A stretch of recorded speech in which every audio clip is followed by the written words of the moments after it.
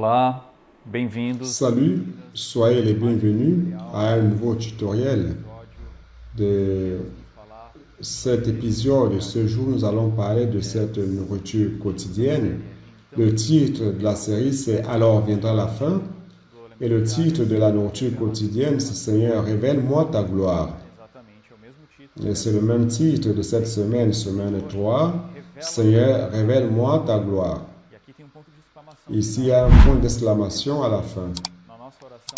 Dans notre prière au Seigneur, et je t'encourage à prier, Seigneur, révèle-moi. Mets l'émotion dans cette prière. Seigneur, je veux voir ta gloire avec un cœur profond. Et le Seigneur va répondre à ta prière. C'est un Dieu qui veut se révéler, c'est un Dieu glorieux. Il a beaucoup de choses à nous révéler dans cette semaine de la nourriture quotidienne. De manière générale, lundi, nous allons voir comment avoir la révélation. La révélation est révélée, c'est ouvrir les yeux par rapport à ce que Dieu veut nous montrer. La Bible est remplie de paroles, mais parfois nous n'avons pas les yeux adéquats, nous n'avons pas les oreilles adéquates pour regarder et pour comprendre respectivement. Donc Dieu doit nous révéler cela, doit nous ouvrir cela. Alors comment toucher la révélation du Seigneur? Lundi parle un peu de cela. Et mardi, ce qui nous empêche de voir, c'est le sommeil. C'est quoi le sommeil dans ta vie et dans la mienne? Nous allons voir cela aussi, cela mardi, et comment appliquer cela dans notre vie. Et mercredi, se réveiller de ce sommeil. Pourquoi nous devons nous réveiller? Je me suis réveillé et j'ai vu ce que le Seigneur a pour ma vie. J'ai reçu la révélation. Alors, comment agir? Jeudi, quel est le résultat de la révélation? Celui qui écoute le Seigneur, qui voit ce qu'il veut dire. Qu'est-ce que cela entraîne dans notre vie d'une manière pratique? Vendredi, en résurrection, nous voyons la gloire de Dieu. Dans quel état nous devons être pour voir? Ce n'est pas dans la chair, mais dans l'esprit, dans la résurrection, et comprendre ce que le Seigneur veut nous dire.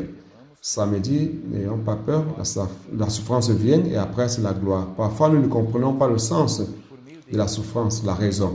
Mais à travers cela, le Seigneur Jésus veut nous amener à la gloire. Ici, il parle un peu de cela. Et pour terminer dimanche, le roi de gloire. Voici le roi de gloire. Nous allons lui permettre d'entrer, permettre que le Seigneur, dans ce message, dans cette conversation, qu'il puisse entrer dans votre cœur, qu'il puisse ouvrir les portes de votre maison, travail, ou que vous soyez de votre cœur. Ouvrez votre cœur afin que notre Seigneur, le roi de gloire, puisse entrer et transformer votre vie. D'accord? Donc, lundi, entrons un peu dans les détails.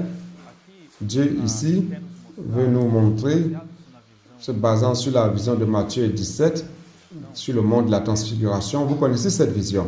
D'une manière résumée, c'est la vision où le Seigneur Jésus est monté sur la haute montagne. Il n'est pas allé seul. Il a amené avec lui 3 de ses disciples, Pierre, Jacques et Jean.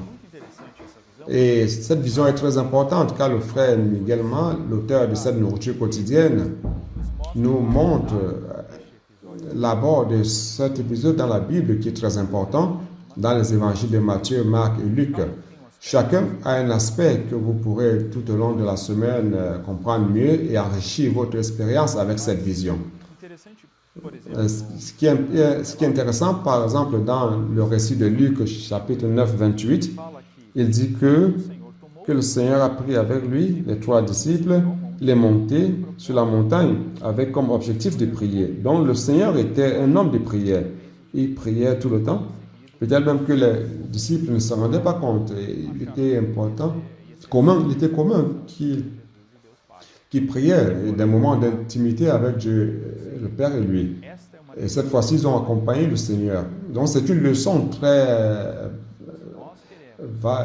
qui a une grande valeur dans notre relation. Si nous voulons avoir une relation avec Dieu, nous devons avant tout prier. Nous devons prier où que tu sois. Par exemple, maintenant, j'ai demandé de prier ce titre de la semaine, Seigneur, révèle-moi ta gloire. C'est une leçon. Et vous pouvez faire cela encore, prier pendant que nous développons ce tutoriel. Il est clair aussi que durant votre communion avec le Seigneur, dans votre travail, durant la journée, priez, conversez avec le Seigneur pour présenter lui vos pétition. C'est ce que le Seigneur Jésus faisait. Et cela montre qu'il dépendait totalement du Père. Ici, un passage de l'Indien qui dit, si nous voulons que les choses se passent, nous devons prier. Si nous désirons recevoir la révélation, nous devons prier. Dieu opère à travers la prière. C'est pour cela que prier est fondamental dans notre vie chrétienne. Nous rendons grâce au Seigneur pour l'expérience. Le Seigneur a amené les disciples sur la haute montagne avec comme objectif de prier. Et là-bas, quelle était la réaction des disciples? Est-ce qu'ils avaient attendu le Seigneur terminer pour prier avec le Seigneur? Il est clair que le Seigneur les a amenés pour les tester, mais il voulait aussi leur coopération dans la prière. Quelle était la réaction des disciples? Nous allons voir cela dans mardi. C'est très intéressant. Lorsque nous voyons le récit des disciples, les trois, Jean, Jacques et Pierre, dans Luc 30, 9:32, dans la version King James actualisée, dit qu'ils dormaient profondément. Au lieu de prier, ils dormaient d'un sommeil profond. Cela s'est passé aussi dans Gethsemane.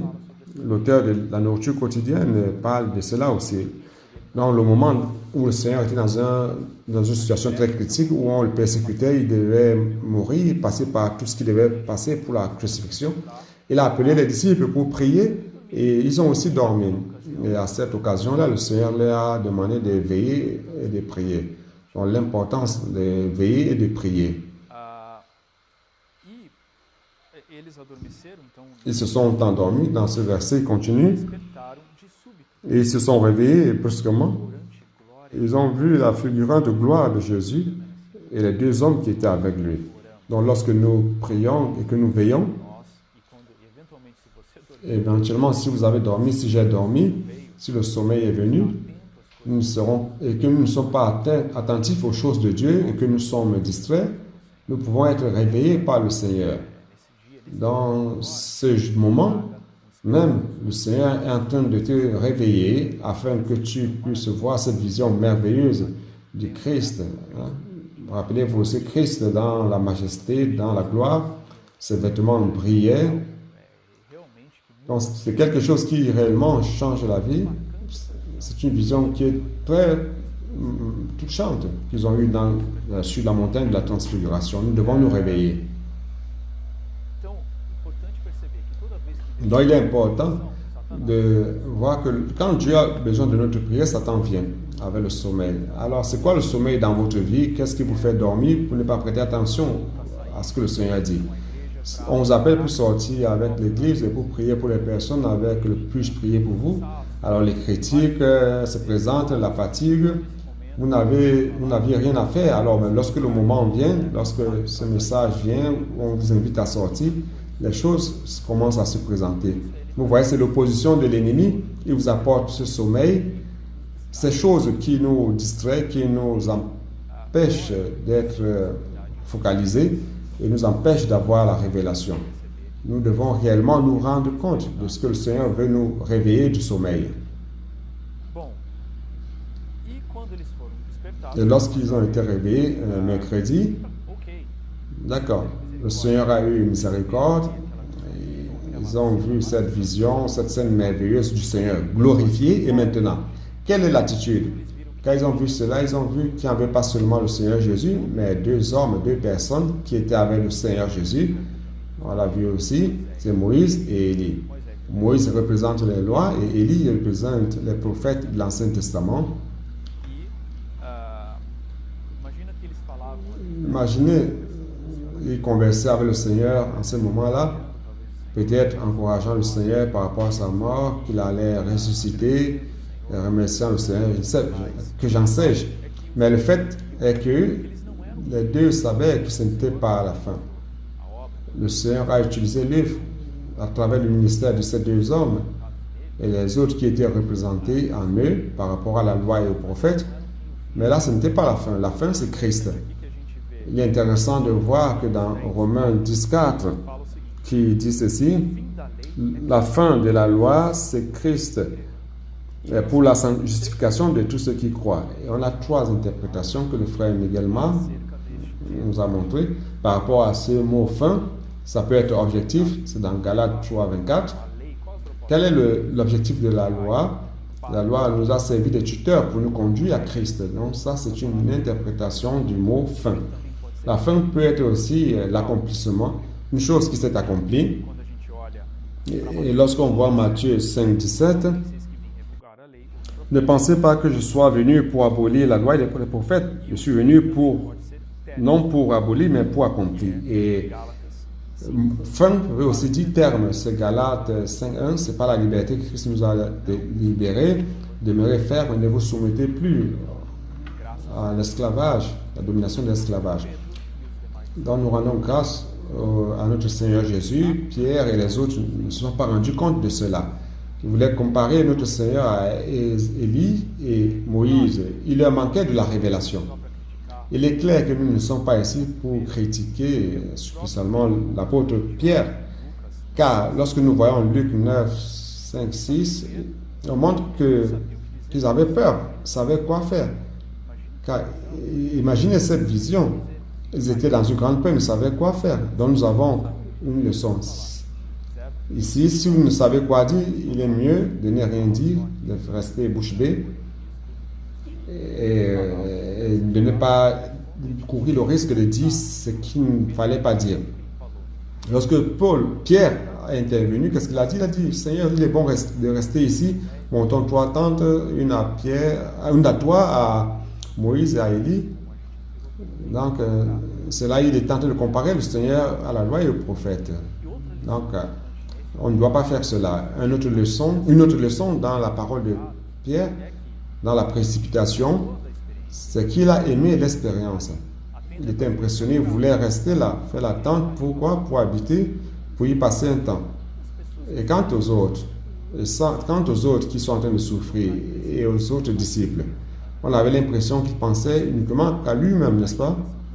Et cela, dans l'édification, il n'y a pas de place pour cela. Nous devons, dans l'édification, nous avons besoin des uns des autres, considérer l'intérêt des autres aussi, et ne pas être égoïste. Ça, c'est une leçon importante aussi, mercredi. Jeudi, quel est le résultat? Après que Pierre ait dit qu'il est bon d'être là, qu'il voulait une tente, Dieu est intervenu, Dieu a dit, écoutez, celui-ci est mon fils bien-aimé, Jésus-Christ est mon fils bien-aimé, aimez-le. Luc dit qu'il est l'élu. Nous devons avoir des regards que vers Jésus. Comment savoir que j'ai vu la gloire, que j'ai eu cette révélation de la gloire? C'est le titre de cette semaine. Seigneur, révèle-moi. Comment savoir? C'est que j'écoute uniquement le Seigneur et les autres voix s'arrêtent, se taisent. Nous rendons grâce au Seigneur pour cela et c'est à jeudi. Comment savoir que vous avez eu la vision de la gloire? Quand vous voyez la gloire, le résultat c'est d'écouter uniquement Jésus. Car la vision de la gloire est grandiose, majestueuse. Et c'est une vision qui marque. Nous devons voir uniquement le Seigneur, pas comme homme, mais le Seigneur glorifié aussi et majestueux. Et cela marque notre vie, cela transforme la manière de servir le Seigneur. Il est intéressant de voir que jeudi, on peut voir le contexte de cette vision. Et sur la montagne de transfiguration, le Seigneur a amené les disciples sur la haute montagne. Juste après révéler l'église, il a dit qu'il y a une bataille entre le Hadès, les portes de l'enfer et l'église. Peut-être que les disciples disaient, mais comment allons-nous vaincre? Et l'église réellement va vaincre. Alors comment allons-nous vaincre sous cette forme? C'est une lutte terrestre. Et cette vision de Christ glorifié sert aussi afin que nous nous rendions compte que cette lutte, ce n'est pas seulement sur la terre. Ce n'est pas seulement comme Christ, homme, mais c'est comme Christ, notre Seigneur, qui est dans les cieux, assis à la droite, aux côtés de Dieu, à la droite de Dieu. Dans ce contexte, c'est très important. Cette vision nous aide à nous rendre compte que nous ne sommes pas en train de servir uniquement Christ comme homme qui est venu sur terre, mais nous serons en train de suivre le Seigneur de gloire. Aujourd'hui, nous suivons qui? Le Seigneur de gloire. Il est le roi de gloire. Il est celui qui a la puissance et la victoire lui appartient. Lorsque nous nous rendons compte de cela, réellement notre vie est transformée. Voilà un peu du psaume 24 que je vais parler dimanche, pour consolider tout cela dimanche, pour parler du psaume 24. Donc, vendredi, nous devons être dans quel état pour avoir cette vision? Ce n'est pas dans la chair. Pour voir Christ dans la gloire, Nous devons être dans la résurrection, en esprit. Il est intéressant ici, car il y a une question sur la vision partielle, une révélation partielle. C'est encore une aide pratique qui nous est donnée dans Matthieu 17, après la transfiguration. Rappelant que nous étudions Matthieu 17, après le verset 8 qui parle du monde de la transfiguration. On a le verset 9. Ils sont descendus de la montagne. Jésus leur donna cet ordre de ne parler à personne jusqu'à ce que le Fils de l'homme soit ressuscité des morts. Et les disciples lui firent cette question. Pourquoi donc les scribes disent-ils qu'Élie doit venir premièrement? Et Jésus répondit, il est vrai qu'Élie doit venir pour rétablir toutes choses, mais je vous dis que Élie, ils sont parents. Il parle d'Élie venant d'un côté. Il était déjà venu sur la montagne de transfiguration et de l'autre côté, il sera un des deux témoins, Moïse, et lui, relaté dans l'Apocalypse, durant la grande tribulation. Voilà. Donc, verset 12, je vous dis qu'Élie est déjà venu, ils ne l'ont pas reconnu et qu'ils l'ont traité comme ils l'ont voulu. Ici, il dit, ils ont fait de lui tout ce qu'ils voulaient. De même, le Fils de l'homme souffrira de leur part. Ça dit que tout ce qu'ils veulent, ils vont faire cela au Seigneur Jésus. Et les disciples comprirent alors qu'il parlait de Jean-Baptiste et non d'Élie en soi-même.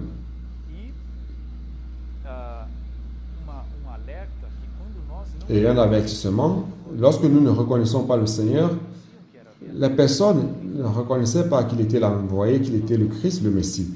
Lorsque nous ne reconnaissons pas le Seigneur, nous méprisons le Seigneur, nous faisons tout ce que nous voulons avec lui. Nous n'abandonnons pas nos intérêts.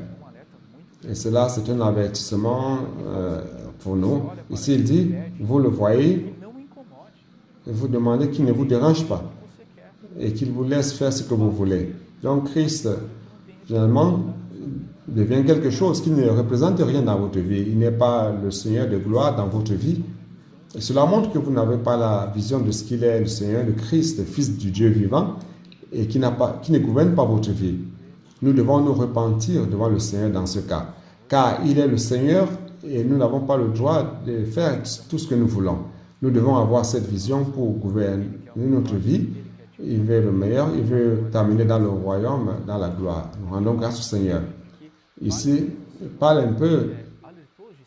Plusieurs fois, le Seigneur a averti le Seigneur qu'il allait mourir et qu'il ressusciterait au troisième jour. Il y a plusieurs récits dans tous les évangiles qui parlent de cela. Mais les disciples n'ont pas eu la révélation par rapport à cette parole. Ils étaient tristes, découragés, car le Seigneur disait qu'il allait mourir.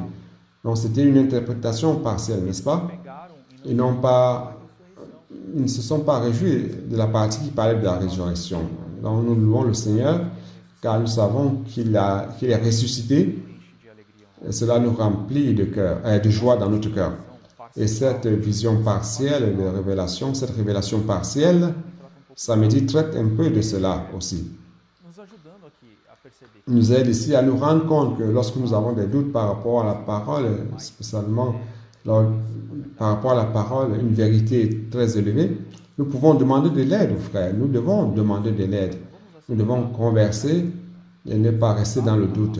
Nous devons lutter pour la parole, la vérité, la révélation pour comprendre.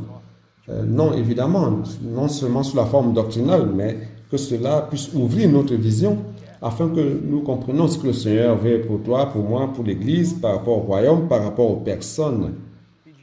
Nous pouvons demander de l'aide. Les disciples, parfois, comprenaient de manière partielle et ne cherchaient pas à obtenir plus de lumière sur certains sujets que le Seigneur leur exposait. Et le problème de cela, c'est que lorsqu'on écoute à moitié, on n'accorde pas de l'attention au Seigneur et on n'accomplit pas sa volonté puisqu'on n'a pas compris. Et parfois aussi, nous nous éloignons de lui, comme ici, ou pire encore, comme ce qui est écrit ici, nous courons le risque de mépriser ce qu'il dit et ne pas recevoir la révélation. Parfois, par le fait de ne pas comprendre ce que le Seigneur a dit, nous méprisons, on a des attitudes de critique, de découragement. Allons chercher la parole du Seigneur, chercher à comprendre le message, ce que le Seigneur veut nous transmettre, afin qu'il nous donne la révélation. Par exemple, ici, j'introduis déjà un aspect qui sera mentionné dimanche, sur la souffrance. Samedi parle un peu, il dit ceci, la souffrance et la gloire. Donc, ici, il y a une parole dans la première épître de Pierre, chapitre 1, 6 à 7, qui dit ceci. C'est là qui fait notre joie, quoique maintenant, puisqu'il le faut, vous soyez attristés pour un peu de temps par diverses épreuves, afin que l'épreuve de votre foi, plus précieuse que l'or périssable qui cependant est éprouvé par le feu, ait pour résultat la louange, la gloire et l'honneur lorsque Jésus-Christ apparaîtra. Ça, c'est la phrase complète. Quelle est notre révélation? Nous ne pouvons pas être partiels dans cette révélation. Il est clair que c'est pour un temps bref, cette souffrance c'est nécessaire, car nous serons raffinés par le feu. Donc la question, c'est, est-ce que vous êtes en train de souffrir aujourd'hui? Quel est l'objectif, le motif de cette souffrance? Pourquoi souffrez-vous? Afin qu'il y ait louange, gloire et honneur. C'est ça la vision que nous devons avoir par rapport à cela. C'est la révélation que nous devons recevoir ici. Et après, continuez encore dans 1 Pierre 1, 11. Par rapport à cette révélation, les prophètes et tout cela. Et à la fin, il dit que sur les souffrances par rapport à Christ et sur les gloires qui le suivaient. Chaque phase, chaque étape de la vie du Seigneur qu'il a traversée ont été suivies de gloire. Nous rendons grâce au Seigneur, car cela peut être notre espérance aussi. Vient la souffrance, et après la gloire et la victoire. Et peu à peu, nous serons glorifiés. Jusqu'à ce jour-là, nous serons révélés avec le Seigneur. Et à la fin, nous voyons que nous avons parfois la souffrance pour l'édification. Ce n'est pas facile. C'est facile d'être seul, mais le Seigneur nous a mis autour de nous des personnes, notre famille, notre conjoint, les frères d'église, avec objectif. Le Seigneur a choisi ces personnes afin que nous soyons perfectionnés à travers les relations. Ne vous découragez pas. Rappelez-vous que les souffrances veulent vous amener vers la gloire. Donc, nous devons louer et glorifier le Seigneur et continuer à servir les uns avec les autres. Et à la fin du dimanche, terminé, nous avons ici, voici le roi de gloire, laissons-le entrer. Grâce au Seigneur. Tu peux déjà prier, Seigneur, entre, tu es le roi de gloire, entre dans mon cœur, gouverne ma vie, gouverne ma famille, règne sur mon travail, règne sur ma faculté, mes études, sur tout, sur ma vie. Et nous avons l'expérience de l'apôtre Paul qui s'est rendu compte de la puissance de la résurrection. Il a vu le Seigneur dans la gloire. Et une déclaration incroyable, pleine de révélations en Philippiens 3, 8 à 11. Le point principal du dimanche, il dit ceci: je considère tout comme perte grâce à l'excellence de la connaissance du Seigneur Jésus, mon Seigneur. Grâce au Seigneur, pour lequel j'ai renoncé à tout et je les regarde comme de la boue, afin de gagner Christ et d'être trouvé en lui, non avec ma justice, celle qui vient de la loi, mais avec celle qui s'obtient par la foi en Christ, la justice qui vient de Dieu par la foi, afin de connaître Christ et la puissance de sa résurrection, la communion de ses souffrances et devenant conforme à lui dans sa mort, pour parvenir, si je puis, à la résurrection d'entre les morts. Donc c'est la résurrection extraordinaire, parenthèse, entre les morts. Donc l'apôtre Paul considérait tout comme de la boue ou de la bouse de vache. Donc, pour lui, rien n'avait plus de valeur par rapport à l'amour excellent de la révélation de Jésus-Christ. Donc, c'est quelque chose. Lorsque tu décides d'écouter, de vivre, tu as bien choisi, tu as choisi la parole du Seigneur. Nous passons par les tribulations, mais tout cela, c'est pour gagner Christ. Gagner Christ, n'oubliez pas cela. Tout ce qui est comparé au Seigneur n'est rien. Donc, cette vision, le Seigneur doit nous gagner aussi avec cette vision. N'est-ce pas? Et quelque chose d'intéressant, ce passage qui dit, afin de le connaître, la puissance de sa résurrection, et la communion de ses souffrances et devenant conforme à lui dans sa mort. Donc, il y a un ordre ici, la résurrection, la souffrance et la mort. Apparemment, cet ordre est erroné. Vous mettriez peut-être souffrance d'abord, mort et après résurrection. Mais ici, c'est une question de vision. Paul s'est rendu compte. Et lorsqu'il a mis résurrection devant, c'est que la résurrection encourage. Premièrement, ne regarde pas l'aspect négatif, mais l'aspect positif, la résurrection. Peut-être que tu mets l'accent sur la souffrance, la mort, mais mets en premier lieu la résurrection. Elle est puissante. La grande puissance que nous avons, c'est la résurrection. Donc, et non la mort. Avant de regarder la souffrance et la mort, regarde d'abord la résurrection. Grâce au Seigneur pour cette résurrection. Pour terminer le psaume 24, on a même une chanson par rapport à cela, l'hymne. Élevez vos portes, élevez vos linteaux, élevez portes éternelles, que le roi de gloire fasse son entrée. Verset 7. Qu'est-ce que cela veut dire? Les portes éternelles, afin que notre gloire fasse son entrée, selon cette vision merveilleuse que nous avons vue, que nous allons voir cette semaine, dans la semaine 3. Cela signifie que ce sont les portes anciennes qui attendent depuis longtemps le roi. Combien de temps votre cœur est en train d'attendre afin que le roi gouverne votre vie?